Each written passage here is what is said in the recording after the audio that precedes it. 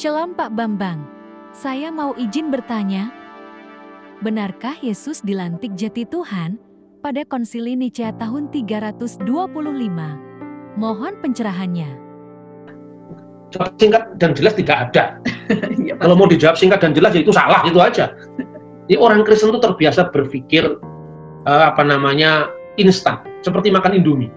Dia tidak mau melihat, dia cuma tahu Indomie itu enak.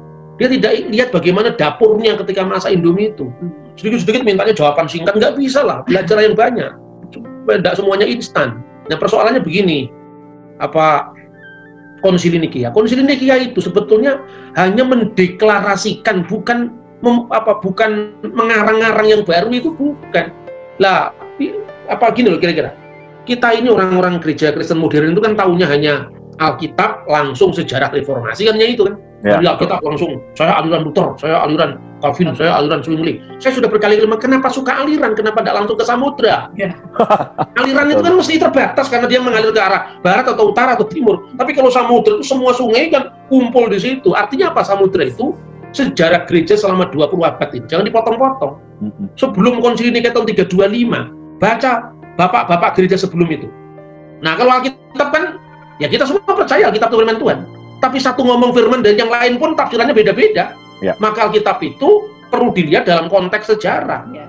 Jadi misalnya, sama-sama baca Alkitab, kenapa Mormon Alkitabnya katanya perjanjian baru imannya bisa tidak karu-karuan, Allah Bapa bisa digambar, itu Mormon kan seperti itu. Betul. Terus Yesus dianggap anaknya Allah Bapa dengan Maria. Ini kan ajaran sesat ini Mormon ini.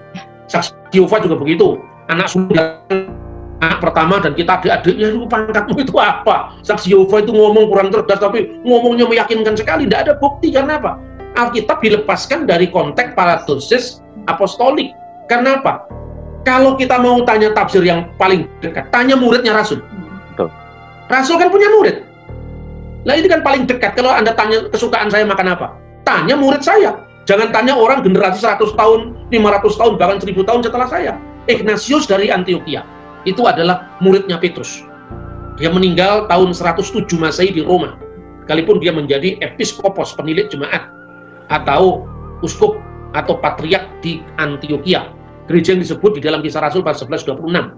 Apa katanya Ignatius dari Antioquia? Dia sudah bicara tentang Yesus sebagai yang lahir dari Maria, sekaligus lahir dari Allah. Ek Marias ke ek Theos. Siapa yang lahir dari Maria? Kemanusiaan Kristus lahir dari Maria. Maka Alkitab mengatakan, terpujilah engkau di antara semua wanita atau perempuan, dan terpujilah buah rahimmu. Nah, buah rahim Maria itu siapa? Yesus. Makanya Konsili Efesus mengatakan, dia pada masa akhir ini telah menjadi manusia dari anak darah Maria. Tetapi yang keluar dari Allah itu apa? Ya firman Allah yang keluar dari Allah.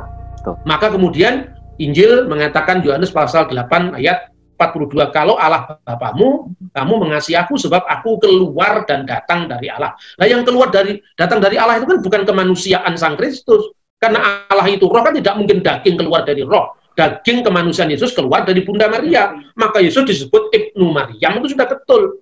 Tapi kurang lengkap. Bukan sekedar Ibnu Maryam, tapi Ibnullah. Artinya apa? Dia sebagai firman yang dilahirkan dari Allah, bukan kelahiran fisik. Makanya di dalam Konsili Nicea itu disebutkan yang dilahirkan dari Bapa sebelum segala abad. Jadi Konsili Nicea itu hanya memformulasikan berdasarkan apa? Berdasarkan Alkitab, lalu paradosis apostolik, jadi ajaran-ajaran rasuli. Rasul meneruskan itu kepada muridnya, misalnya Petrus meneruskan kepada Ignatius dari Antioquia, ya. Yohanes meneruskan pada Polikarpus, Polikarpus meneruskan kepada Irenaeus, Irenaeus meneruskan kepada Hippolytus dari Roma, dan semua bukunya ada itu.